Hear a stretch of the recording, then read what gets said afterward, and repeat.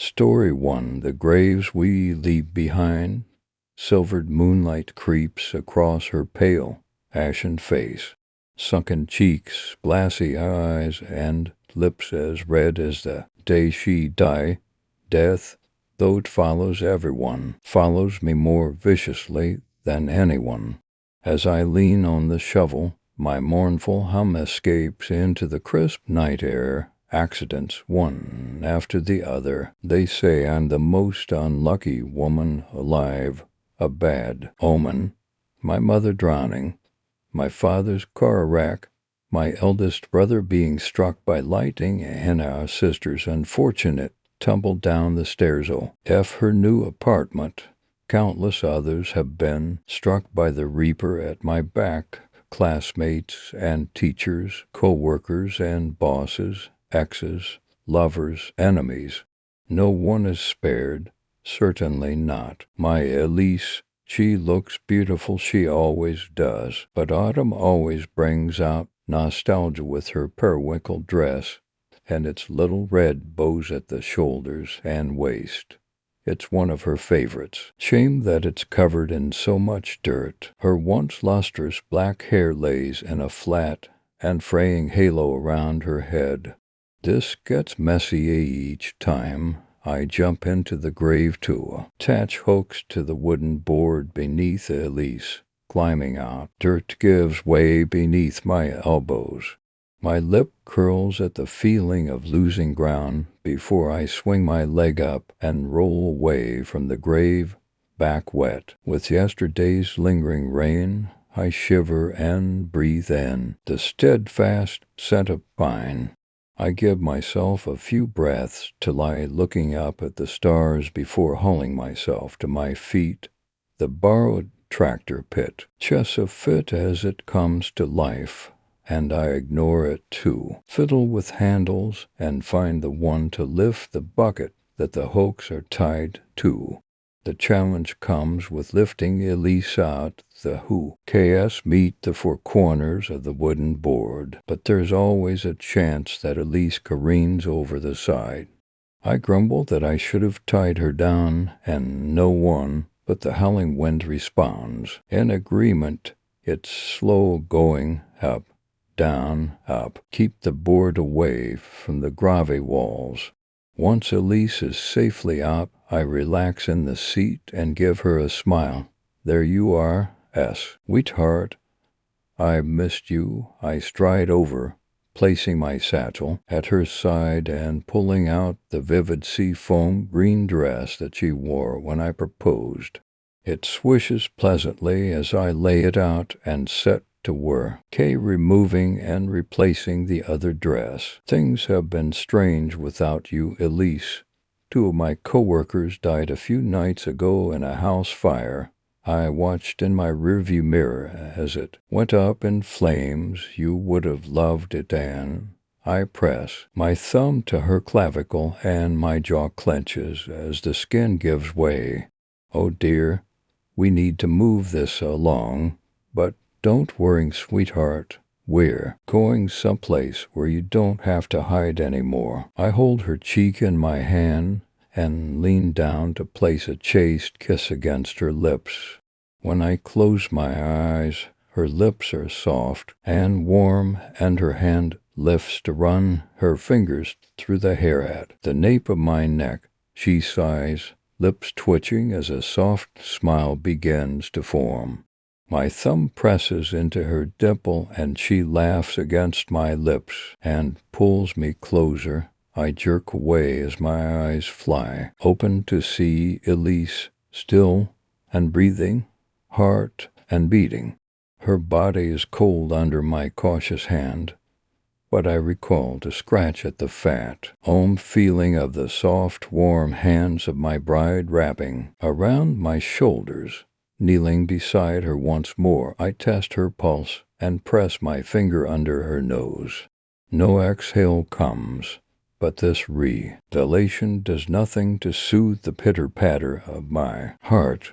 It's okay, my love, my voice trembles. But I shake away all anxiousness in favor of lifting Elise in a bridal carry. I told you I'll always be strong enough to lift you. Now, I've placed soft covers on the truck bed. It's not perfect, but it'll do. We'll be on the road and reach Breckenridge before you know it. The house is a bit of a fixer-upper, but it was distant from any nosy neighbors, perfect for us. Predictably, inevitably, Elise does not respond.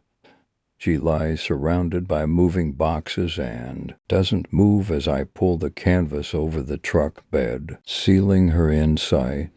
When no cries or screams come, I plant my face in my palms, scrubbing until the paranoia dulls. Nights like this, falling leaves of oranges and reds, a nip of cool to soothe the heat of day, and starry skies unpolluted by light. The season of bonfires to chase away the shadows of the past brings forward the pretchy us images of Elise, alive as she dances around the kitchen. She smiles, she laughs, she calls out for me to join her, and I am ever at her beck and call, always eager to love and hold her, for so long as she lets me in these visions, she is reanimated, Elise turning to grin at me with her rosy red cheeks, her trailing behind me, hand pressed against the crook of my elbow, even her in all her mundanity, bills and furrowed brows, and trash day and dishes, endless dishes, now bitter proof that our days weren't as endless as we dreamed, that our story would end as all others do, with one of us buried.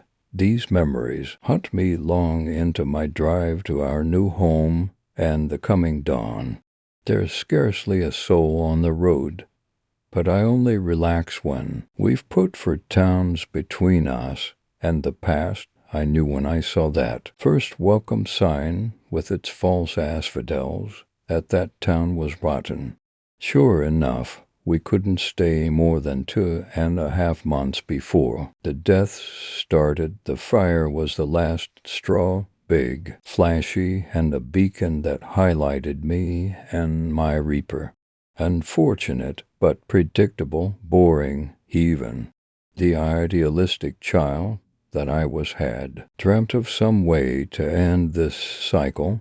She was a stupid child with no knowledge of the real world. The truth is, people die.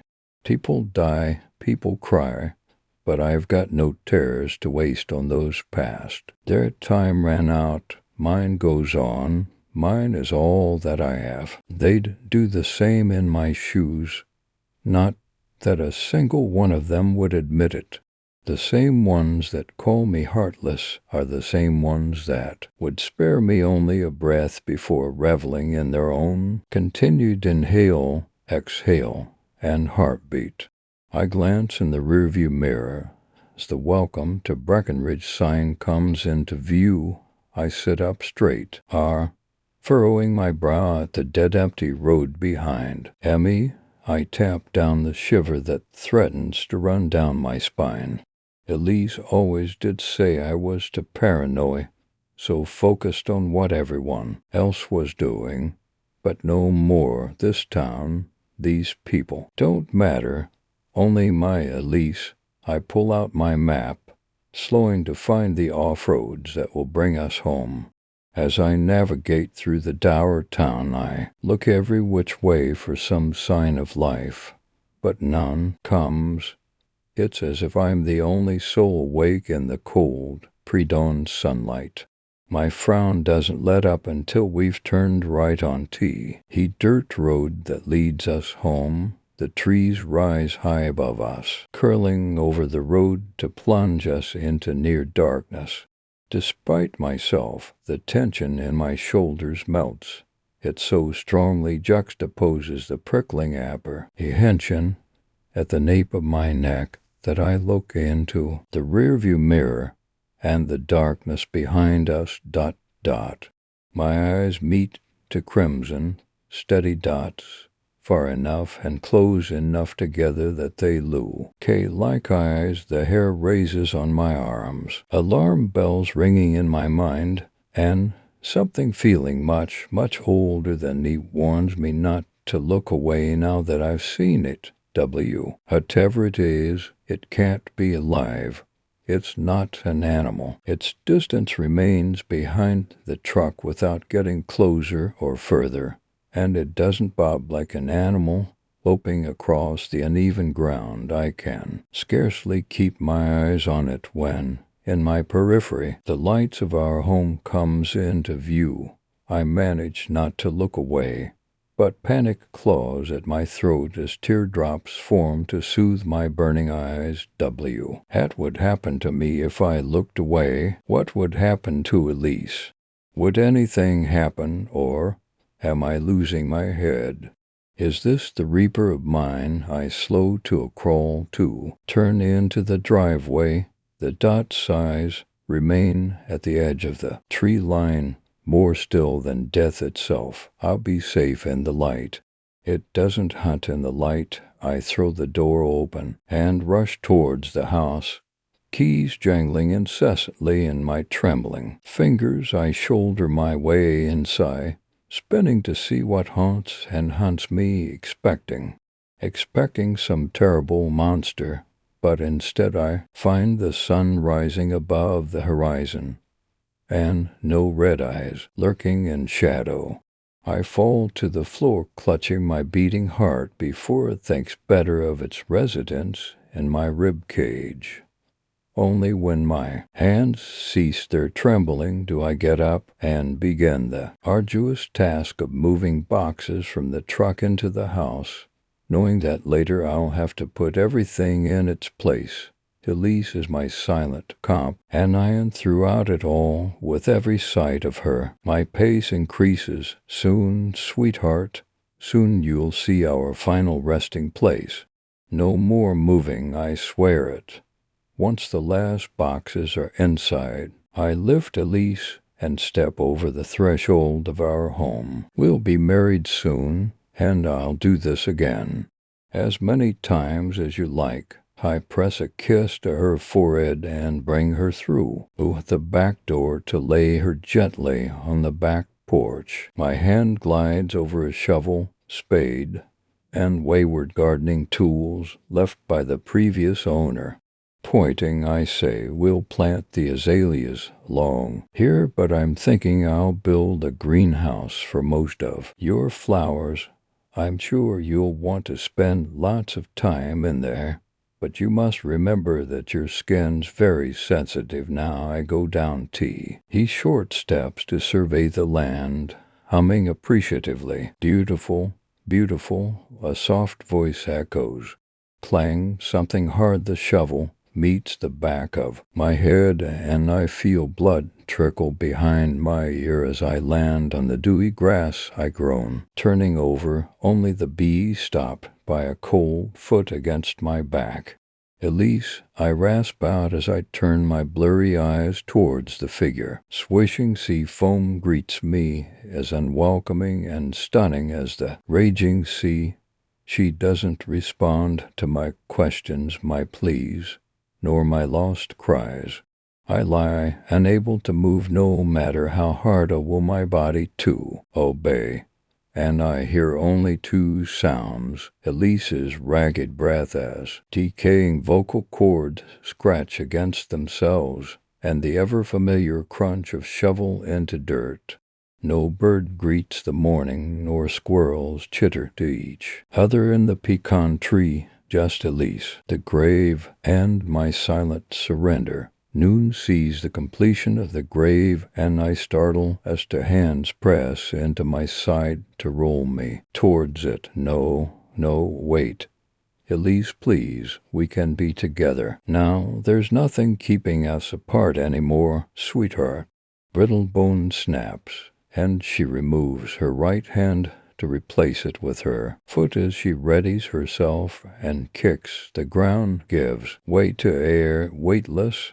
I'm finally able to see my love. Rotting skin, one arm bent unnaturally, and that smile that I fell in love with. The air is torn from my lungs as I land on my back, ears ringing as my head cracks on the hard ground. By the fourth shovelful my eyes and ears have cleared, and I sputter to spit out the dirt. Elise, Elise, don't do this, I plead to an hearing or perhaps uncaring ears. She, in a move painfully familiar, sticks her foot out to test where the drop-off is and to adjust where she stands, and her shovel find the dirt pile once more. The way the grave dirt shakes attests to my unanticipated fear. It spreads from my chest outward, an ice-cold jolt to every nerve the dirt fills the grave and my mind until cognition is a useless afterthought, a soon-to-be extinct remnant of my for decades of life. Is this how they all felt? Helpless, hopeless, paralyzed with fear of the end, death, my constant acquaintance. Do not take me yet, please, I say, please. The last image I see, before I squeeze my eyes and mouth shut and breathe my last unimpeded breath, is of my eternal bride, shovel in her one good hand, whilst her other reaches out for some unseen creature that growls lowly. The noonday sun shines red across my eyelids until incandescent darkness greets me. Elise walks across the grave until the dirt lays flat, spreading around what's left over, until everything is as even as it'll get. A fur-covered weight presses against a leg.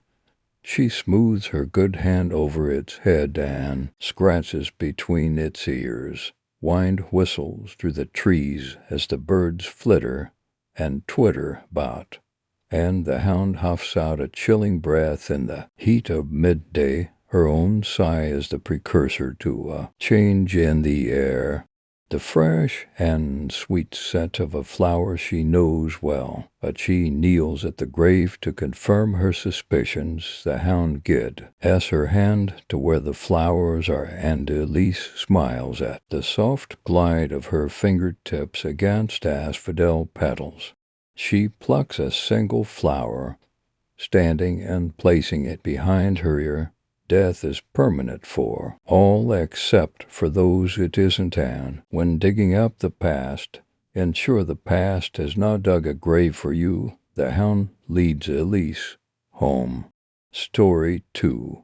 Inkaboo. Lucky had always been the quiet girl in her little town, the one who walked with her head down, the one who sat in the back pew at church beside her mother Jane and her father Lemuel, the one who was taught over and over again that sex before marriage meant hell. Her parents didn't just preach it, they breathed it. It was stitched into her childhood, whispered into her prayers, and wrapped tight around her mind like a chain. So Lucky grew up terrified of intimacy. A hand on her shoulder made her flinch. A compliment made her blush to the ears. Male affection, she avoided it like fire. By 21, she was still a virgin and practically invisible in the dating world, but every night she watched TV couples kiss and touch so easily. She scrolled through social media, seeing people her age show off relationships, anniversaries, babies, joy, tremble, but she did it. That's where she met Matt. He was sweet, funny, and patient. They talked for weeks, staying up late, smiling at their phones like teenagers. For the first time, Lucky felt chosen, but when she explained her rule no sex until marriage, he hesitated. She saw the shift in his eyes even through the scare, and 2 days later, he ended it. Lucky cried herself to sleep that night, buried under blankets, whispering through her tears, "God, please send me someone who wants me as I am." But prayers aren't always heard by the one you're praying to. That night, something else listened, ... Lucky dreamed she was sitting in a small, quiet coffee shop. The lights were warm, the room empty except for one man sitting across from her as if he had always been there, tall, dark, broad shoulders, eyes that looked like they had lived forever. He smiled at her with a familiarity she couldn't explain. "You look like you needed company," he said, and, strangely, she did. Being with him felt natural, like she'd known him before she was even born. They talked for hours. She laughed harder than she had in months, and when she invited him back to her place in the dream, he leaned in, kissed her, and everything inside her melted. Her body reacted like it already belonged to him. She woke up the next morning, breathless, confused. The dream felt too real, his touch, his voice, the heat of him. She pressed a hand to her lips as if the kiss might still be there all day. She couldn't stop thinking about him. That night she returned to sleep, hoping, almost needing to see him again. And there he was, this time as waiting for her, leaning against a brick wall in the dream like he'd been expecting her. What are you?" Lucky asked, her voice trembling. He chuckled softly, that same charming, disarming smile. "Just enjoy our time," he whispered. "No questions." And night after night he came to her. For weeks the dreams grew more intense, sweet at first, then heated, then passionate. Lucky didn't know how to stop it, and deep inside, she didn't want to. But by week 6, her body in the real world changed. She felt sick, lightheaded, tired. The doctor ran tests, then came back with an expression so baffled it terrified her. "You're pregnant," he said. Lucky's heart stopped. "Impossible." When he examined her again, he whispered, "Your hymen is fully intact. You've never been sexually active." Lucky left the clinic shaking. That night she confronted the dream man. "I'm pregnant," she said. His smile appeared, but this one wasn't warm. It was slow, crooked, dark, a smile that made her stomach twist. Lucky backed away, trying desperately to force herself awake. The moment she finally broke free from the dream, she sat straight up in bed, drenched in sweat, breathing like she had been drowning. The fear didn't leave her for days. Lucky dug through the internet, researching dreams, sleep demons, folklore. She found thread after thread of women telling stories that mirrored hers: mysterious pregnancies, dream lovers, strange hauntings. Most of them had died while pregnant, but there was one survivor, Jaslyn. She lived only a few cities away. Lucky drove there with trembling hands, gripping the wheel. When Jaslyn opened the door, she looked older than her age, haunted eyes, thin voice, someone who had lived through something that nearly stripped her sanity away. "You're not the first," Jaslyn said before Lucky even explained. "And you won't be the last." Jaslyn told her the word she had been avoiding. "Incubus. A demon that comes through dreams, a a parasite. He doesn't love you," Jaslyn said. "He wants what grows inside you. If you don't get rid of that baby immediately, it will be born a demon and it will destroy you first. Then everything else." Lucky felt the room tilt. She wanted to cry, scream, run. Deep inside she wanted to keep the baby, but her reality began collapsing. The incubus didn't only appear in dreams anymore. He appeared in shadows, mirrors, corners of rooms, smiling that same sinister smile, staring like the baby already belonged to him. Lucky stopped sleeping. She kept knives near her bed, She whispered to herself she could do this, she could survive it, she could end it. But the closer she came to making a decision, the more the incubus clawed his way into her aching world, until one night he stepped fully into her room. No dream, no boundary, the air snapped cold. His eyes were no longer human. They burned like coals. Don't touch it, he hissed when she reached for her stomach. It's mine. Lucky screamed and lunged for the kitchen drawer. The incubus grabbed her, yanking her backward with supernatural force. The room show. Okay. Lights flickering violently as he pinned her against the wall. This world will kneel to my child, he whispered in her ear. And Lucky knew there was only one way out. With every ounce of strength she had left, she reached the knife on the counter, twisted her body, and stabbed herself in the stomach. The incubus shrieked an unearthly, bone-splitting sound. His full RM cracked, splintered, then exploded into black smoke that vanished into nothing. Lucky collapsed. When she woke again, she was in a hospital bed, weak but alive. The baby was gone, and so was the demon. Weeks later, when her body healed and the nightmares finally faded, Lucky met someone, a real someone. A man who didn't rush her. Someone gentle, patient, the opposite of everything she had been trapped by. For the first time in her life, Lucky felt like she was living in her own skin, not her parents' rules, not a demon's obsession, just her. Free. Story 3. The Black Dog. His head hurt. Pain was the first sensation he recovered. The building behind him was crumbling. It had clearly been caught in a raging fire, and no one had been brave enough to try and put it out. He couldn't remember much other than the fire itself and rushing to escape it. He wasn't sure who he was or even what he was.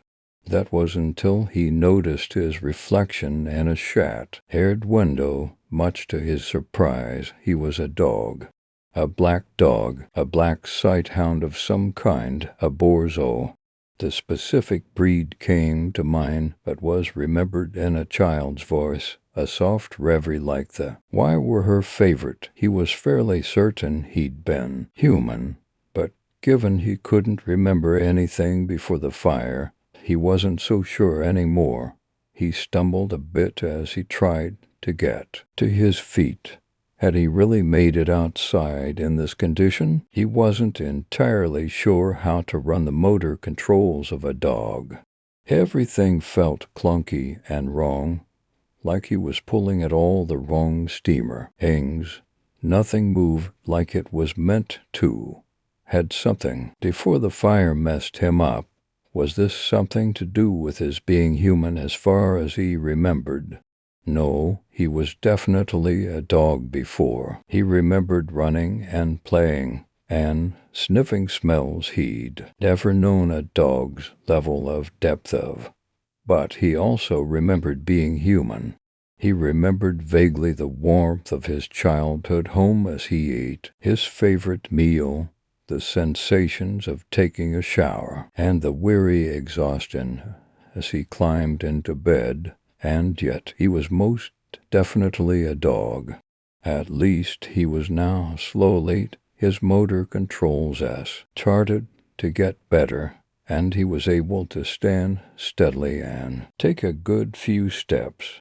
Almost as soon as he gained full consciousness and the ability to control his body, he felt this pull, a sensation that drew him to the back of the building. It was like every fiber of his being had to go back there. It was not a choice.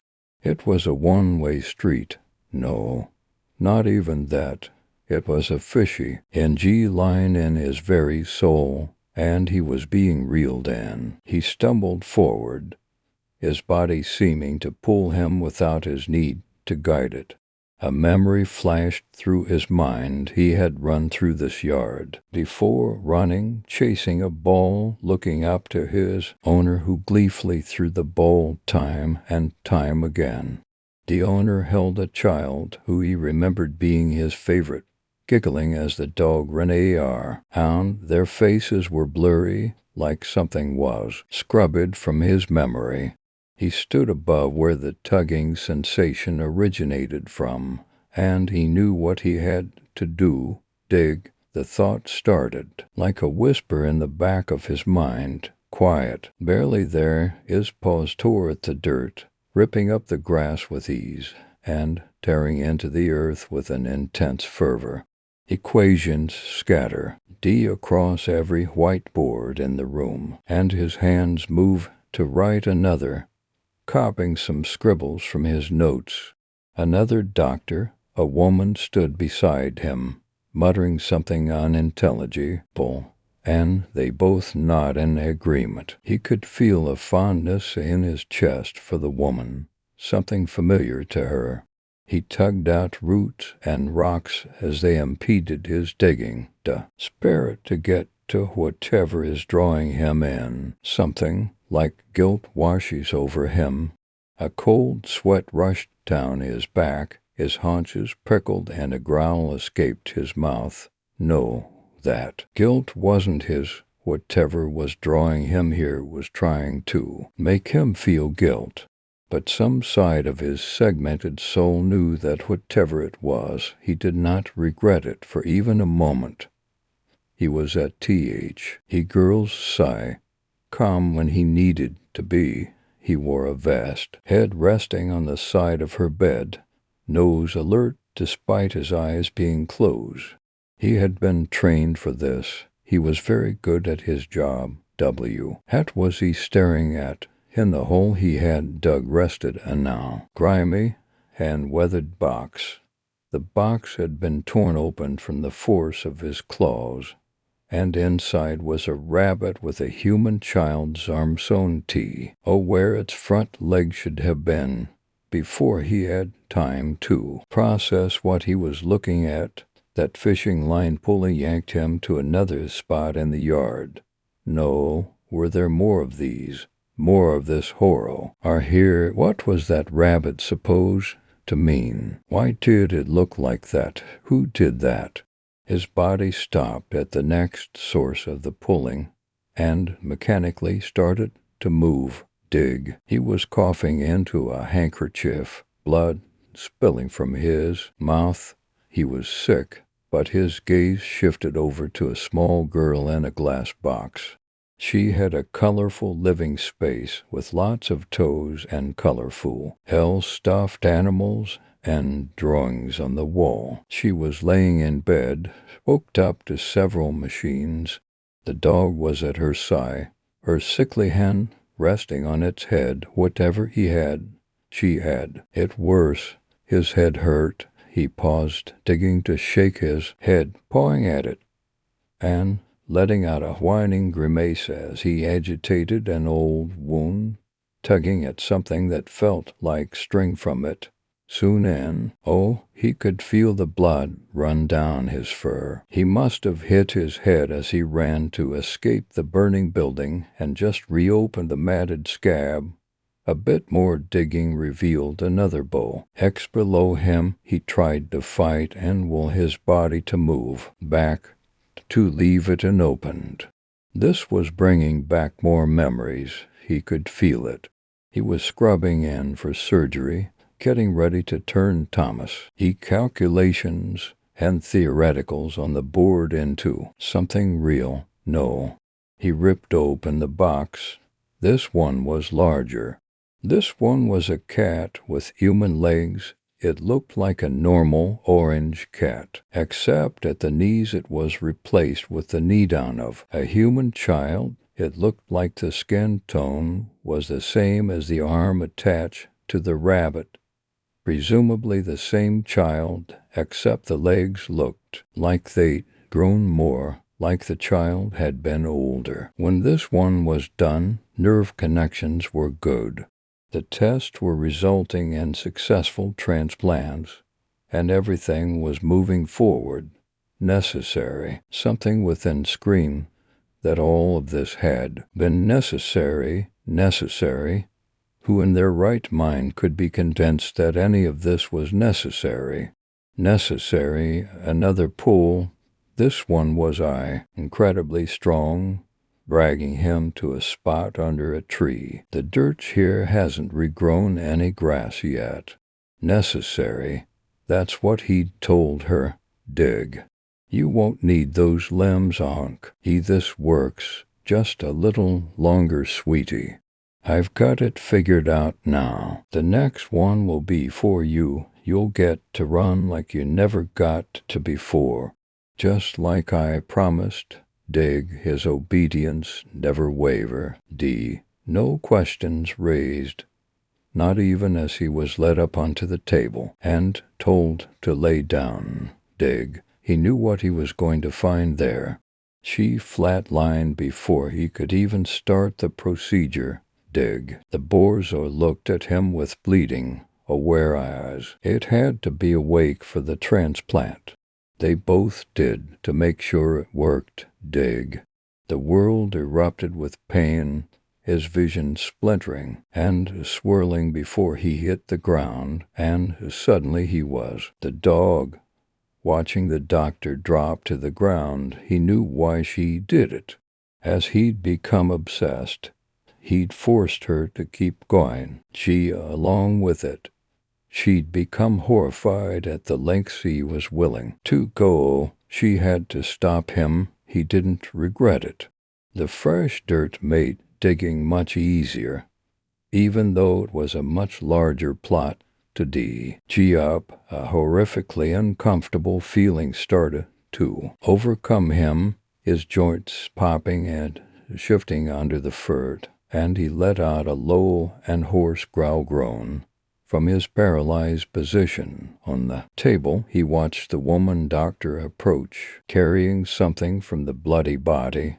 Just as he starts to regain feeling in his limbs, he smells it before he sees it. The gasoline bean. She poured, and then the wall of fire consumes all. The dog's remaining sense of self working to get them out. The grave was empty. They had been burned in the fire, his wife and thought. He let out another low whine groan that turns into a yowl of pain as his body starts to transform. He lets out wails of grief, unsure what hurt more, the pain of his body becoming something else. Or the weight of his losses. He stands on 2 feet. He is now something else entirely. His hands rake over his face. They're more like paws covered with fur and definitely not human. He is no longer human. Perhaps he never was. Perhaps that was what the pulling was trying to remind him of by digging up the past. Trying to remind him he was human. Could one human commit such atrocities? It was necessary. Interesting. The guilt was not his. No, it was the dog's. The dog was now some fraction of his subconscious. Some sort of angel on his shoulder. Not that it mattered. He was now something made by the devil himself. No tiny voice was going to stop him now. Not now that he knew his disease was curable with the right methods. Of course, story for the exorcist.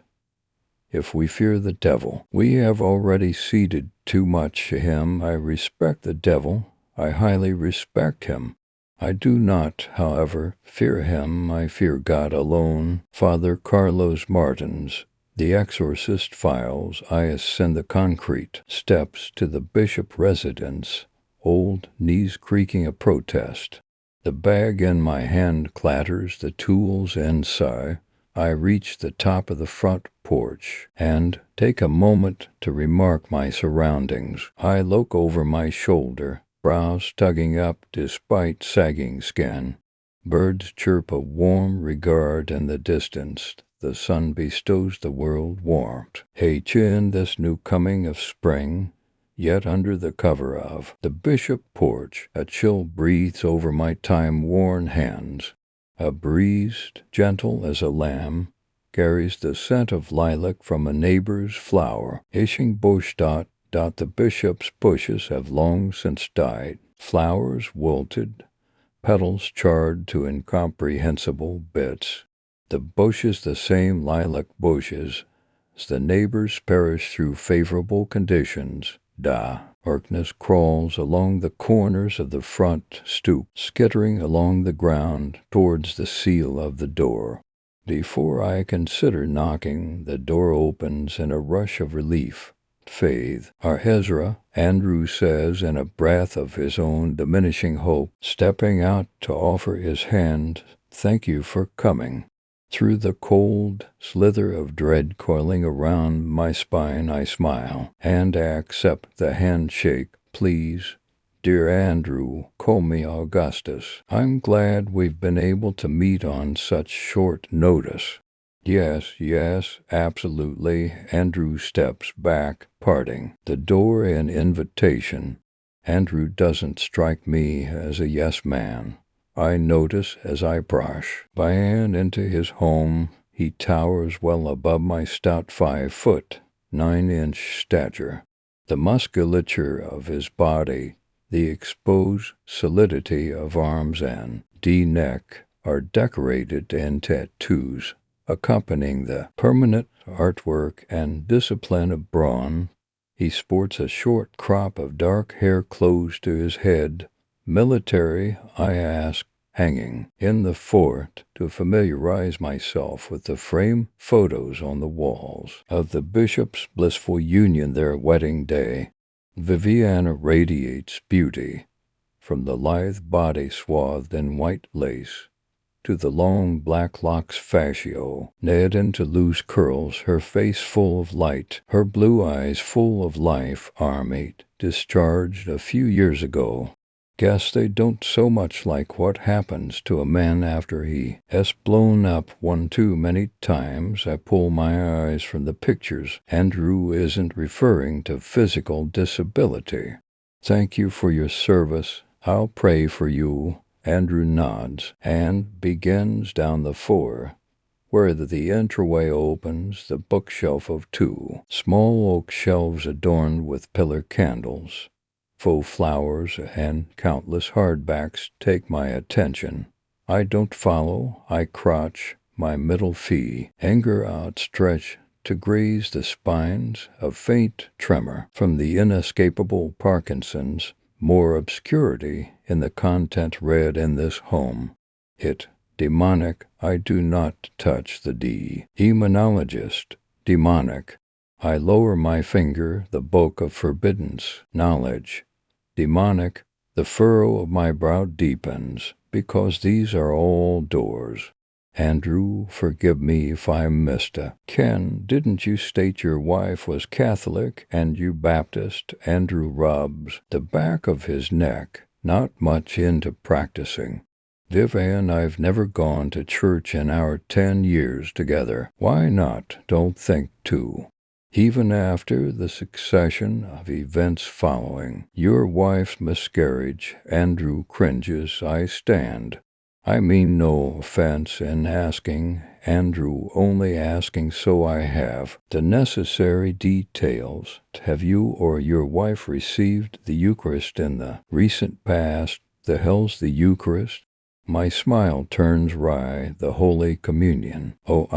No, we haven't. Your wife, I say, walking to meet him at the end of the fort to continue in. She's home, yes? Yes, Andrew says, hovering near the dining room table. She's in her room. The words muffle under the drag of Andrew's hand down his face. In her room, I place my toad atop the table with a soft clack and sigh of age. Leather. You to no longer share the space. She's taken the nursery, the spare room over.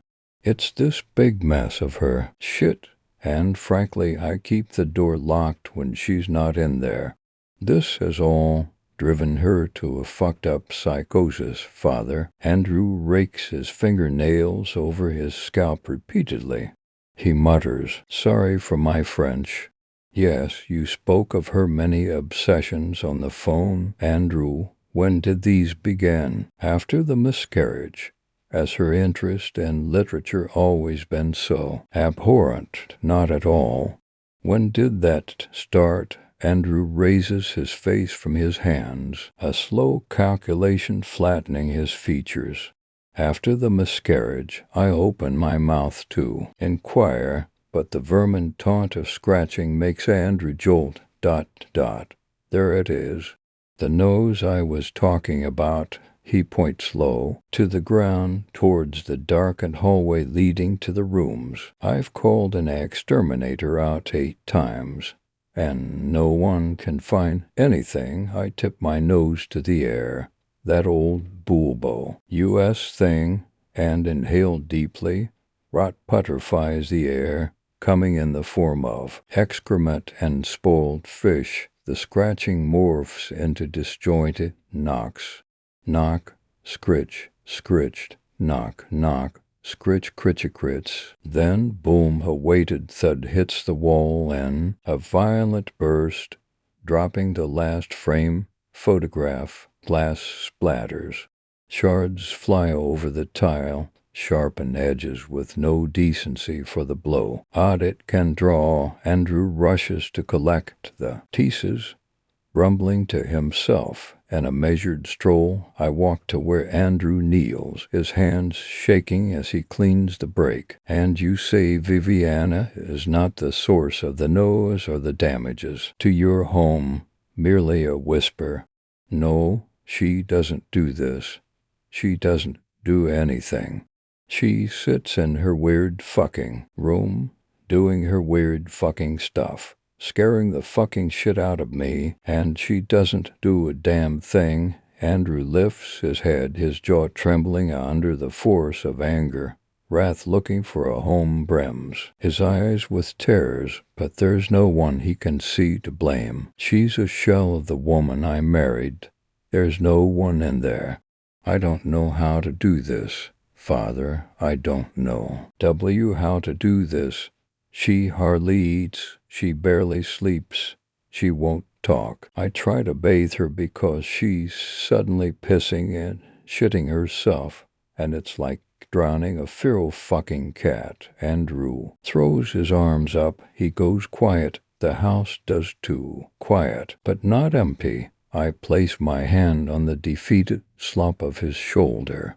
Demons are predators, Andrew, I whisper. They feed on the existing wounds, worming themselves into the freshest, deepest pits of human pain. Your wife, Andrew, she suffers existentially because of the loss of life. In her attempt to understand why the good Lo Hardy took from her, she turned to the wrong places. Your wife, she opened a door, and now she shares her body with a biological disease that will do anything to make it their own. The door to the spare room, the once nursery, is left open a crack, intentional, though not invitational. Darkness swells impenetrably, and though I move my eye through the slat, I see nothing. The devil always does his bidding in the dark. A hum, sweetened with deception, snakes from the room and into my ears. Humming, accompanied by the rhythmic creak of a rocking chair, a slow ba, ck, and forth that raises the white hair on my neck, an understanding that my presence is known, and it's only a matter of time. A rancid hot gush of wind flogs me, carrying the smell of released bowels and burning flesh. I feel Andrew behind me, the tangibility of flesh and blood warm near my back. I clear my throat, speaking through the attempted strangulation. Viviana, mine now. Me is Augustus Ezra, a friend of your husband's. May I come in? The hum severs as the rocking does. Silence follows, thick in a predatory assessment, making the shrill vibration in the air deafening. You don't belong in here. Viviana answers, the low growl drudging from the depths of hell to puppeteer her vocal cords Filthy, filthy, filthy. No one belong. In here, this is where me and my babies can talk. I crane my head just enough to whisper to Andrew, "Please, will you fetch my bag?" The thump of his feet carries off. In my pocket, I uncap an ampule of holy water. I douse my fingertips with it, then nudge the door open with my other hand. Light shafts in from the hallway, unfolding to a picture of parasitic infestation. Feces smears the walls, urine soils the carpet. Small doll scalps cut from the heads litter the floor. Shelves line the walls, once meant for baby trinkets, now displaying an egregious mar of ease and obscurities. Dolls sit without scalps, without hair, guarding Viviana like sentries of the damned. The eyes open impossibly wide and unblinking, where the eyelids have been cut off, so they can see everything. The mangled corpses of crushed birds raise their broken wings in a cry to the heavens, but all they received was sacrificial death. A locust buzzes from the room, landing on the toe of my shoe. In the middle of it all, Viviana, her back to me in the rocking chair. Grease-matted hair clings to her head, scratch-ridden patches missing. Dirty fucking pre-AST. Get out of here. But, Viviana, how would you know I'm a priest? Because you all smell like shit.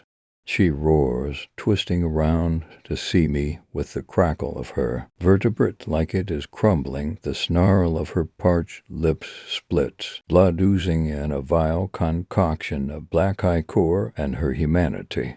I take one step in, and underfoot, a squish, maggots thousand. Dis of wriggling maggots fester in the decay, scavengers eating at Viviana's trauma as the devil does.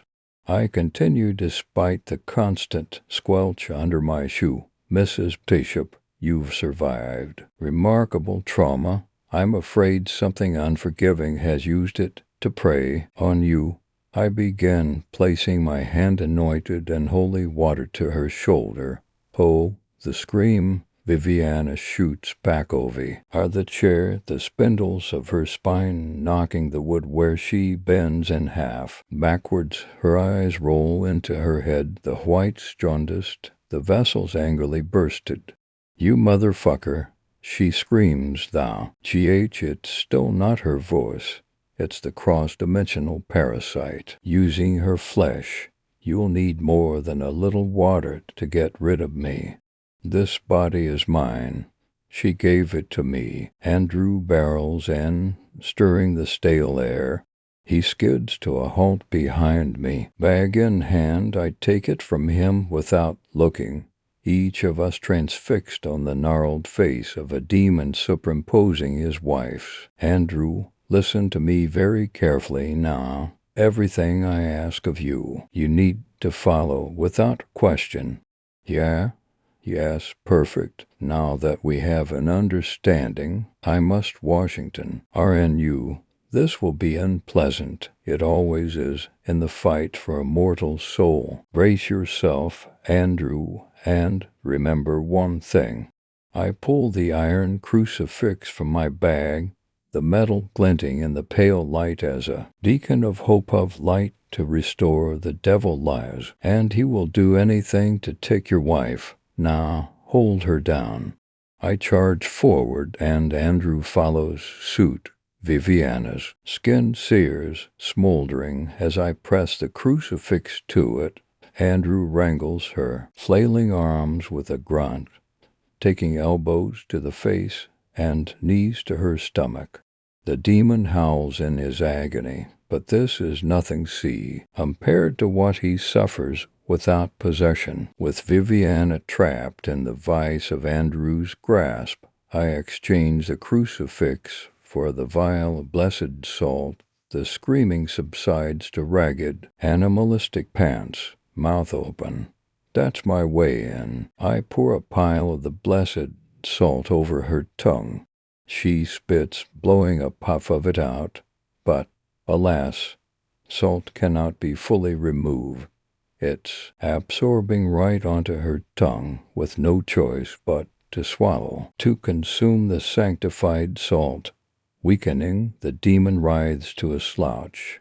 There's no time to waste. In the name of Jesus Christ, our Lord and Savior, I command you, demon, to depart this vessel and come before the divine authority of God once again, so he can cast you back to hell. I bellow, jowls shaking in the resonance. He of my voice, I smear the oil of catechumens and a cross over Viviana's forehead and temples, her teeth snapping for me. Through the power vested in me, that be the power of Jesus Christ, I command you, demon, leave. A litany of misery tears from Viviana's throat, the savagery of the demon's cry giving way to the horrified pain of a woman. Of Viviana, ... Andrew draws back for comfort, shushing her. Baby, baby, oh, Viv, come on, hang in there. He's hurting me. She shrieks, and blood gushes from her nostrils like a valve's been switched. Andrew snaps his eyes at me as a threat, and I repeat, Andrew, the devil lies. The demon hurts. Viviana hurts because the demon is trying to pull her down with it. Hold on to her, and don't you dare let go. Andrew cinches back down as his wife thrashes and wails against him. Viviana, I know you're in there, I say, marking the cross and all at the back of her neck. You must revoke this demon's rights to your body. Through the power of our Lord Jesus Christ, renounce your agreement to this demon. I'll rip her fucking body to shreds, the demon vows. Viviana, repeat after me. I renounce this demon and the promises he's given me. I, frustrated groans crescendo to a scream that rattles the walls. Andrew, I order, talk to her, call her back, call her home. Call her to you, to us, to Jesus. Andrew spews his beckoning. Viv, baby, come on. You're in there. I know you're in there. Come back to he. Listen to me. Answer for me. We can fix this. We can fix all of this. This isn't over. You and me, we have a lifetime. Don't make me do this alone. I need you. Viviana, repeat after me. I call to her lingering, fighting, beautiful humanity. I renounce this demon and the promises he's made me. I renounce his power and his space within my body. Shut the fuck up, you ignorant sack of hit demon. I command to you, silence. Viviana, speak, fight against this. Speak your renunciation and free yourself. Viviana takes on the angelic face of my daughter a manifestation of the demon's cunning tactics frozen at the age of 9, where I never let her see double digits. Daddy, she cries, tears down her gaunt cheeks. Daddy, don't do this to me. Not again. It's so cold out there, the sight, her face only in my memories and pictures. It swells my heart and shrinks my chest. But my devotion does not waver. It uses her against me. Never again. A pendant of sigh. N.T. Michael threads my fingers, and I clutch the crucifix once more. I press my hand to Viviana's head, the metal of the pendant causing a seizure under my palm. With the crucifix raised, I fight for this soul, for Viviana, and the life she has yet to live. By the power of Jesus Christ, whose authority I reign over you, demon, I rebuke, repudiate, bind, and cast out all evil. Hail spirits, I command all of you, in the name of Jesus, to depart right now from Viviana and go immediately and directly to the foot of the cross of Jesus and never return. Renounce him, Viviana, and out the shelves split in half, wood fracturing across the air, splinters pin into my face, gaining a hiss from me as the blood trickles in small rivulets down my cheeks. The dolls clatter too. The ground, the maggots wriggle near combustion. The birds thud the ground and convulse. Yes, Viviana, speak, my dear child of God. God wants you to speak so he can set you free. Speak in a crackle holler of deliverance. Viviana salvages her power enough to yell to the heavens, I renounce you, demon, and the promises you've made. I renounce your power. And space within my body, and a piercing cry of a woman mourning, finding her power. Viviana erupts. Get out of me. Birthing hurts as does liberation. Clutching her husband, the chair, anything she can hook her limbs around, Viviana pushes the demon from her body, rejecting its authority. The screams diminish to quaking tears. The air clears of its corruption, old body and old heart aching in the safety of freedom. I smooth my hand over Viviana's head and step back. Sunlight peeks into the room, the song of birds closer. I stagger to the window and haul it open. Fresh lilac fills the space as Andrew and his bride sob, relishing in their victory over the devil. I leave.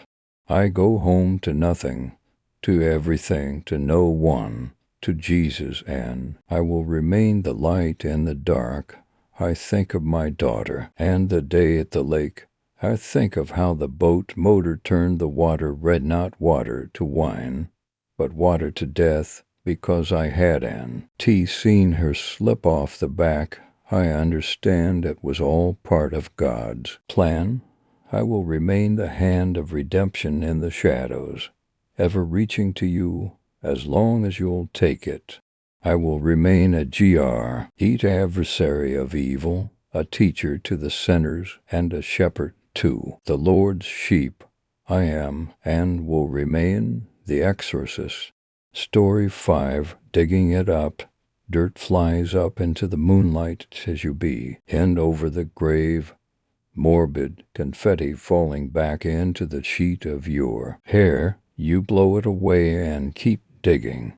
Finally, the shovel hits wood, not just wood, mahogany.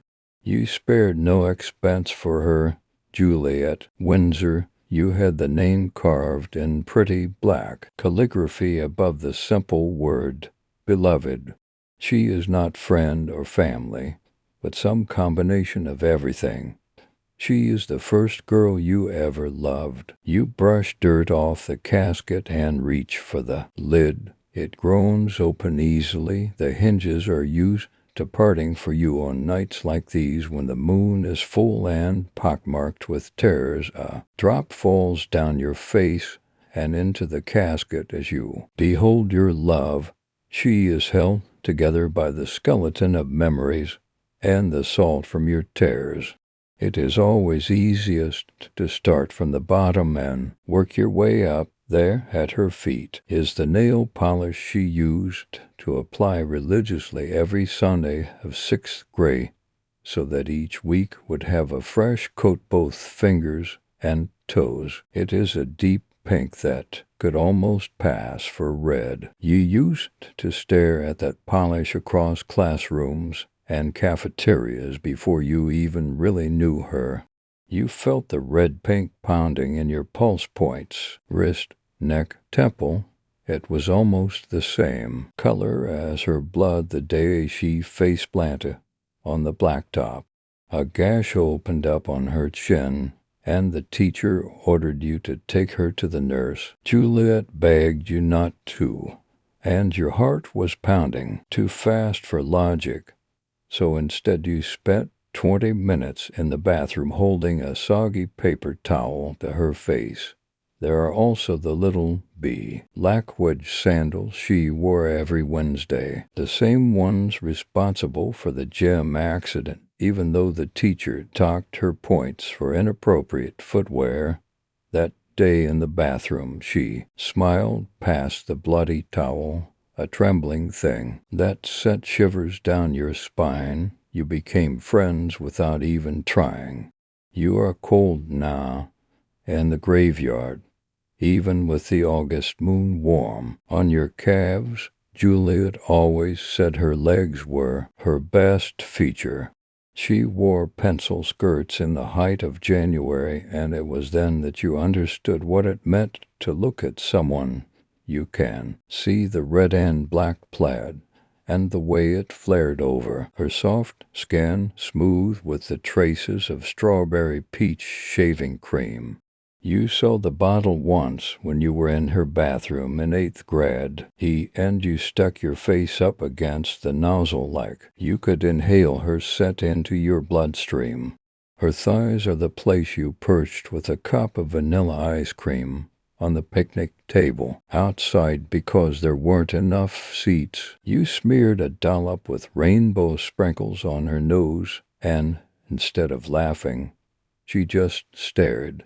It was 10th grade, and the first time her cheeks colored pink like that long-forgotten nail polish. On her index finger, you can see the metal ring stamp with butterflies that she won at the boardwalk and never took off, the one that pressed C. pull against your knuckle the first time she held your hand, her arms wrapped hand-knitted blankets over your shoulders at night when college applications became too much. You would sleep over because no one knew what she was to you, and in the morning your fingers would be fisted in her oversized gray t-shirt. Her neck was your favorite place to kiss, right above the tiny silver chain that held a J charm over her throat. You could feel the metal links move when she breathed, and it was glorious. Her face is the one thing you cannot recall with perfect clarity, and it is a special type of cruel. You remember the exact brand of vanilla chapstick she used, but not the way her lips bowed when she applied it in the rearview mirror. The first time you kissed her was under a full moon, and all you have left is the taste burning the roof of your mouth.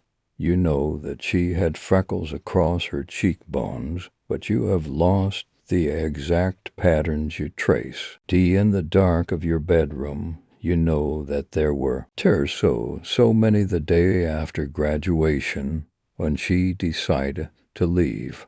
She was going to college, and what was the point of staying Toj? Through the summer, she said you wanted different things, but how could that be possible when all you wanted was her?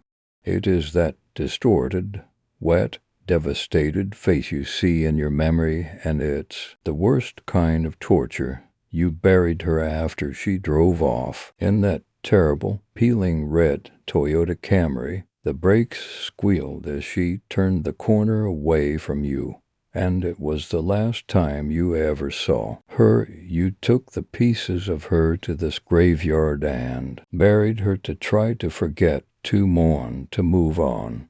But it has been 2 months, and you still cannot stop yourself from coming here every full moon to dig her back up and bear her to the world once more. Oh my God, you hear that voice in your dreams and your nightmares, and the hollow part of your chest that scream is open in the moonlight. You whirl around, and there she is. She is so pale in the moon's glow, and you think at first she is a phantom summoned by your desperate subconscious. But then you recognize disgustly, ching the color from her face.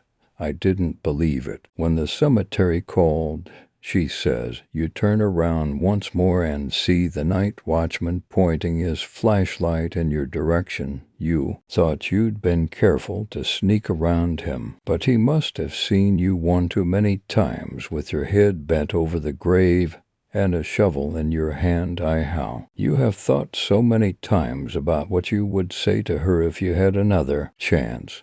But now it's all shredded through and ruined.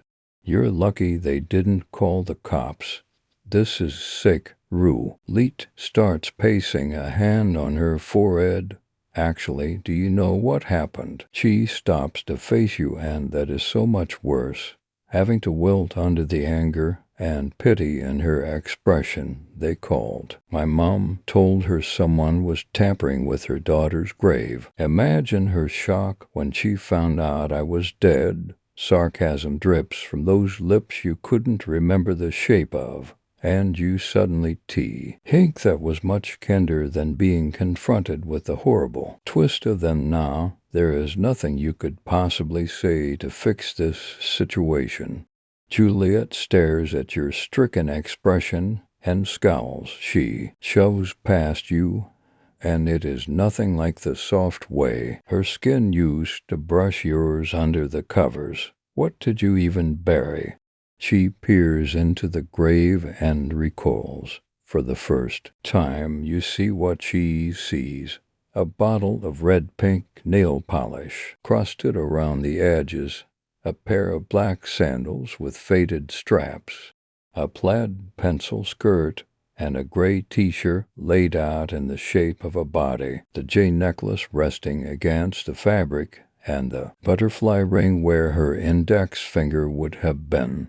Folded along the side of the casket, a knitted blanket that's starting to fray, a melt tube of vanilla chapstick, and a rusted can of strawberry peach shaving cream. You realize there's mold growing around the old plastic cup that once held ice cream. You are so deeply ashamed of this collection of rotten memories that you buried and still cannot let go of. When Juliet turns around, you are crying, but she doesn't care. She can't even look at why. Ooh, and you think you deserve it. She takes a lighter out of her pocket and flicks it on. There is no hesitation, the flame lighting the steel in her eyes as she drops it into the casket. The fire catches on her shirt first, the left panel where her heart would. The end slowly spreads to the rest. You whimper. The licking flames cover and distort her name carved into the granite headstone. I'm sorry, Juliet says, but I no longer exist in your world. You try to explain that that's what you were doing all along, trying to detach and bury and turn her into a ghost so that maybe you could believe she would never come back, so that maybe you wouldn't spend a lifetime thinking about what you'd lost. But Juliet turns on her heel and tromps off across the cemetery, and Beth, or you can say anything. She is gone. You turn back to the fire raging in the grave. Heat presses against your eyes and makes them water. You stand there, silent, watching as the time capsule of love melts to nothing. What she will never understand is how much harder it is to burn someone from your memory. Story 6. Buried things. It could have just been the pipes creaking. The shop was an old building after all, but no one really believed that. It was always in the small hours, the thudding heart, the taut chest, the breathlessness after waking from the same dream that had haunted Sylvanus Sen. See, visiting the cellar and finding the corpse, the feeling of being smothered, trapped in suffocating darkness. And yet it wasn't the memory of Digweed's body discovered why, less searching for a missing Rhea that held her. It was the unknown presence behind that cold, damp wall. Even after the police cleared the shop, the air still felt like breath trapped in stone. On the Sioux race, life returned to its usual pattern, customers drifting in with gossip, donors trailing through with boxes of clothing, the clatter of hangers and chatter of weather, but nothing felt the same. The cleanup crew had scrubbed and bleached every inch, but memory clung like mildew. Patrick stood behind the till, fingers digging into the ring of keys that had once jingled at Rhea's waist. Even now he couldn't say her name without his voice catching. Only in her absence did he realize how deeply he had valued her. They'd worked together for years, she the dedicated manager, he the volunteer treasurer. Now all that remained were questions and the cellar keys Sylvana had added to the fob. Sylvana seemed full of questions, too. She never voiced them, but Patrick saw them behind her blue-gray eyes. She was growing thinner by the day, twitching at every nose as if expecting something terrible to rise from below. He watched, helpless and wary. Something about her avoidance made him wonder how much she truly knew. What she wasn't telling, asterisk, asterisk, asterisk, asterisk, asterisk. It had all started with Judd Digweed. He was a storm disguised as mist. Carrie, in trouble the moment the normally unerring Rhea accepted him as a volunteer. Before his death, they used to joke about the unused cellar. Patrick once teased Rhea that she kept troublesome customers chained up down there. She given an enigmatic smile, the kind that revealed nothing, and said quietly, "Maybe some things are better off locked away." He missed that smile most. At the sorting table, Sylvana folded scarves mechanically. Earlier, a waft of vinegar had risen from a bag of old clothes, and suddenly she was back on the pier.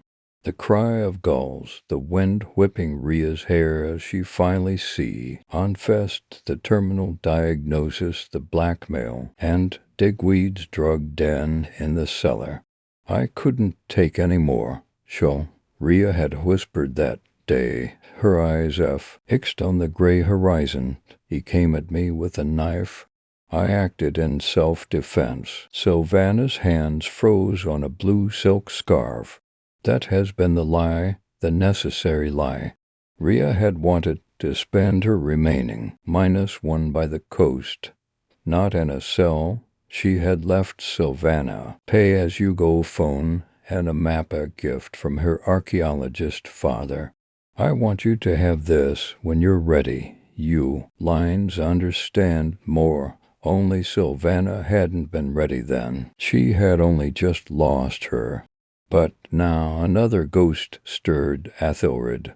The name drifted from her dreams like something seeping from the wall itself. In her research, she found out about him, a brilliant young monk buried alive to silence his questions, just as Rhea had buried her illness, just as Sylvana had buried her love, just as Patrick buried his guilt about his secret love for Sylvana in paperwork. All three lived in silence. Asterisk, asterisk, asterisk, asterisk, asterisk. Sylvana had just locked up and unchained her bike when she first heard it. Tap, tap, tap. Not pipes, not footsteps, faint, unmistakable, coming from the cellar. Her throat tightened. She strained to hear it again, praying she'd imagined it, but the tapping returned 3 knocks, a signal, a plea. But it couldn't be Digweed. He was gone. Only she and Patrick had keys. Gripping the handlebars, she fled into the sharp night air. Asterisk, asterisk, asterisk, asterisk, asterisk. The second time she was hanging coats, the sound rose through the floorboards like a touch on her spine. She stepped back, the world narrowing. "You have to tell me what's wrong, Patrick," Kay said gently, stepping out from the office. "I see you flinching. Is it the cellar?" She nodded. I've been hearing things, too. Whatever it is, we face it together. He lifted the iron key. I can't keep running, Sylvana said, surprising herself. We'll probably find it's just the settling foundation, Patrick said, though without conviction. No, her eyes fixed on the cellar door. It's him, someone or something else. Inside, the air hit them like a grave exhaling. Old dust embedded in stone, a faint hint of incense. Patrick's torch beam dragged across empty shelves. Here, Sylvana walked to the far western wall, where industrial shelving units stood bolted to the floor. It was pulled forward from the wall by about a foot, a common enough practice in damp cellars to prevent rot, but the gap behind it was choked with decades of cobwebs and shadows. The police checked this, Patrick said. They shone lights back there. It's just a wall. They may have looked, Sylvana said, moving to the side of the unit, but they didn't feel they had no reason to. She squeezed in to the narrow, dusty gap between the shelving unit and the damp brickwork. It was tight-fit. The air back there was colder, moving in a way it shouldn't. She ran her fingers over the rough plaster of the back wall. To the human eye, it was a seamless gray surface, stained with mildew, but under her fingertips she felt a hairline crack. A rectangle, it's a false panel, she explained, voice shaking. She couldn't pry it open from the outside. There was no handle, but that was the point. It was designed to be shut from the inside. Patrick handed her a screwdriver from a pocket. She couldn't help smiling in spite of the bleakness. "You're a wonder," she exclaimed. "Always at your service," he said lightly. She jammed the flathead into the seam and leveraged it. There was a suction as a section of plasterwork popped inward. It wasn't a wall, it was a plug. Sylvana pushed it, and the panel fell backward with a thud, revealing the jagged mouth of the tunnel. She must have squeezed in here. Sylvana's voice trembled with admiration. She crawled into the dark and pulled this cover back into place behind her. She effect Ively sealed herself in. Asterisk, asterisk, asterisk, asterisk, asterisk. Inside was a space narrow enough for crawling, leading downward into the priory's forgotten foundations. "I have to go in," she said, resolved. She stepped first into the narrow tunnel, the floor slick with centuries of damp. Patrick followed, not out of courage, but because loving her had always meant walking behind her into the dark. The passage split. To the left, the tunnel continued into darkness. To the right lay a small, domed chamber, a stone cell barred with iron. In the corner, slumped against the wall, lay the skeletal remains of a man in a rotted cowl, curled in a fetal position. Athelred, just out of reach, a set of heavy iron keys hung from a rusted oak outside the bars, placed where he could see them, but never touch. The cruelty of it made Sylvana's chest ache. She knelt in the dust. She didn't try to use the keys. The lock had rusted shut centuries ago. Instead, she gently lifted the key ring from the hook. She reached through the bars and placed the cold iron into the skeleton's open, waiting hand. "You hold them now," she whispered, tears falling onto the dust. "You're free." The suffocating weight in the room lifted like earth quietly, exhaling. By now, Patrick was standing at the entrance of the right-hand tunnel. "Sylvana," he called, voice echoing lightly. "Feel the draft." She joined him. The main passage sloped upward, the air growing fresher, smelling of rain, nettles, and exhaust fumes. They climbed a set of crude steps cut into the ground until they reached a heavy iron grate. It wasn't a door. It was an ancient storm brain. Sylvana peered through the rusted bars.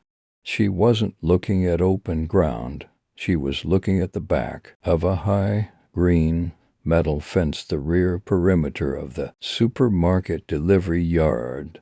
The exit came out in a dead zone, a 3-foot strip of waste ground trapped between the shop's steep rear retaining wall and the supermarket's security fencing. It was a place choked with thick briars and trash, invisible from the road, inaccessible to the public. The delivery bay, Patrick whispered. The supermarket vans park right on the other side of that fence. The nose of the engines would hide. He trailed off. He pushed against the gate. It swung outward and greased inches. She didn't just know the way down here, Patrick realized. She cleared this. She could slip into the waste ground, squeeze through the loose panel in the fence, and walk away through the load bay like she was just another worker. So nothing had been left to chance.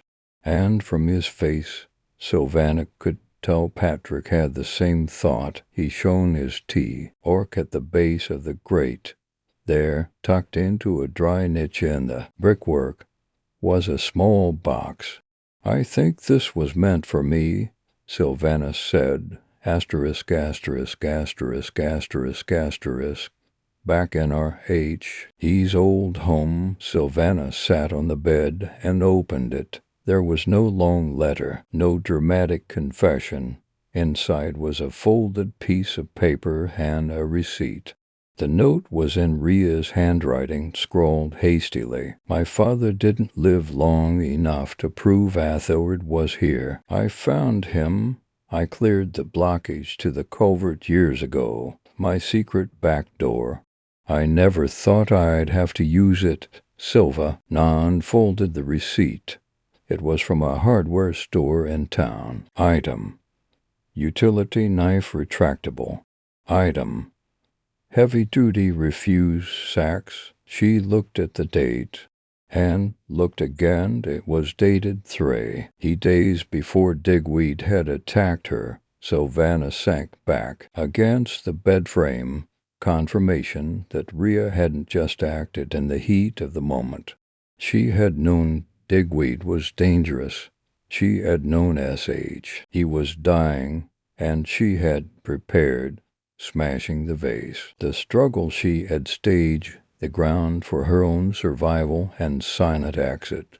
She had only told Sylvana half the story. It made Ria no longer just a victim. She was a woman pushed beyond her limits, lover, protector, plotter, ruthless when cornered. Sylvana recoiled from the cold calculation of it and hated that she could accept it. On the anniversary of Ria's disappearance, Sylvana opened the shop early.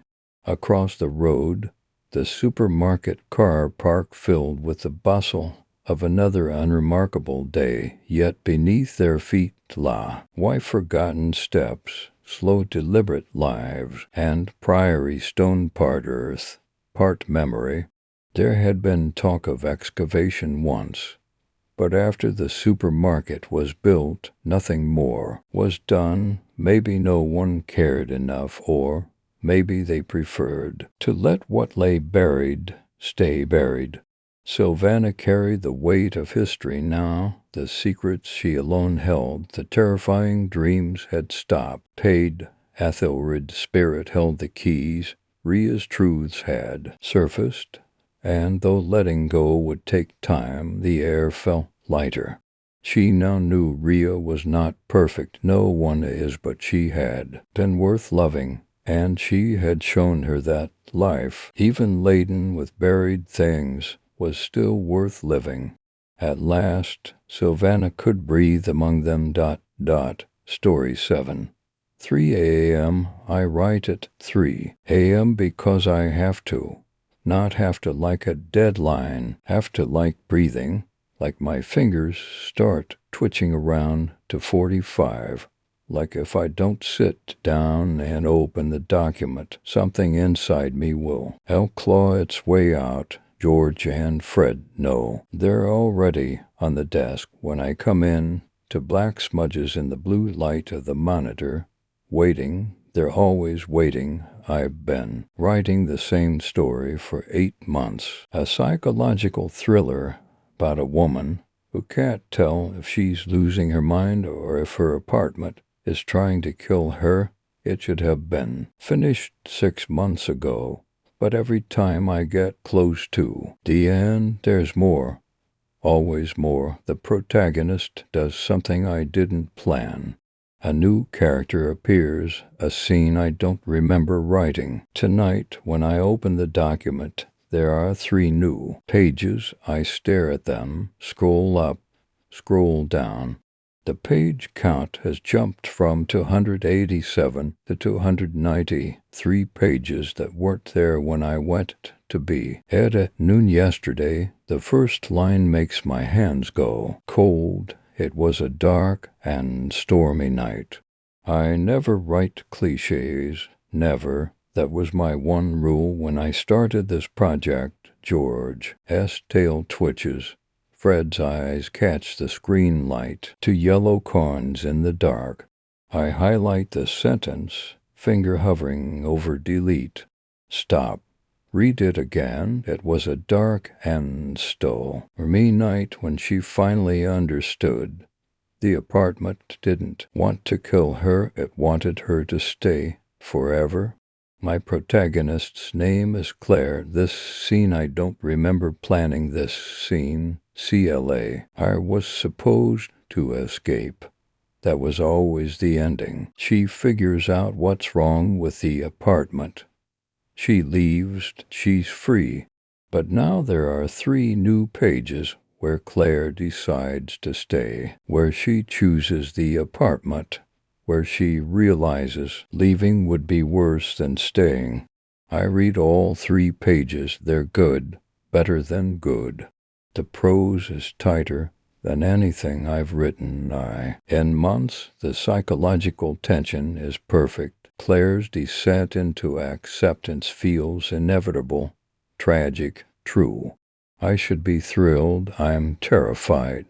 Because I didn't write this, I delete the pages, all 3 of them, gone. I close the laptop, stand up. George and Fred, don't move. Just watch me with those unblinking yellow eyes. I'm going to bed, I tell them. Real bed, not the chair. Neither cat responds. I make it to the bedroom, lie down, stare at the ceiling. My fingers itch. Not a metaphor, actual itching deep under the skin and the bones, like something trying to get out or get in. I scratch at my palms. Worse, scratch harder. At 3:47 a.m., I'm back at the desk. The document is open. The 3 pages are back, and there are 2 more after them. The internet says the previous tenant died here. I find the article buried on page 6 of a Google search. Woman found dead in downtown apartment. No name. Just a local writer, 34, was discovered deceased at her desk by building management after neighbors reported a smell. Cause of death, acute exhaustion and dehydration. She'd been dead for 3 days before anyone found her. The article is 4 years old. For years, and I'm the first person to rent this place since. The landlord never mentioned it, never had to legally. Death in an apartment isn't something that requires disclosure. Not in this state. I dig deeper, find an obituary. Still no name, just survived by 2 cats, George and Fred. Now in the care of a Nimal Services. The room tilts. I look at the desk. George and Fred are sitting exactly where they always sit. George on the left, Fred on the right. perfectly symmetrical, perfectly still. You're not mine, I whisper. Fred blinks, slow and knowing. You came with the apartment. George's tail does that single twitch that means nothing and everything. I stand up, so fast the chair tips backward. Start opening closets. The bedroom closet. My clothes, my shoes, nothing else. The bathroom closet. Towels, toilet paper, the whole closet. Cleaning supplies, and a box, cardboard, taped shut, shoved into the back corner behind the vacuum. My hands shake as I pull it out. Inside, notebooks, at least a dozen of them. Spiral-bound, college-ruled Fia D with cramped handwriting. I open the first one. I have to write at 3 a.m. If I don't, the itching starts under my skin, in my bones. I've tried to stop. I can't. The story won't let. Emmy. Next page. The cats watch me, George and Fred. I found them on the fire escape when I moved in. I thought they were strays, but they knew the apartment, knew where everything was, like they'd always been here. Next page. The story keeps growing. I'm trying to finish it, but every time I get close, there's more. It's like it's writing itself, using me. I'm just the hands. I flip faster, pages and pages, months of entries. The handwriting gets worse, shaky, desperate, sometimes just scrawled fragments. Can't stop. Story needs. Have to finish. 3 a.m. 3 a.m. 3 a.m. The last entry is dated for years ago, 2 days before the article said she died. I know what happens when you finish it. I found the notebooks from the writer before me. She finish. Edit. She's gone, but the story is still here. It's always here. It needs to be written. Over and over. It needs witnesses. It needs to be real. George and Fred are part of it. They anchor it. They make it physical. I'm going to finish it. Tonight I don't have a choice anymore.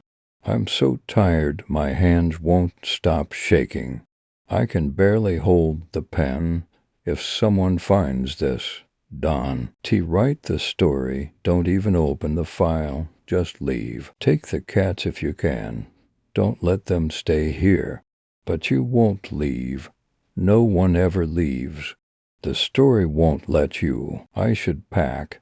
Should grab my things and go find a hotel. Find anything. Instead, I'm at the desk.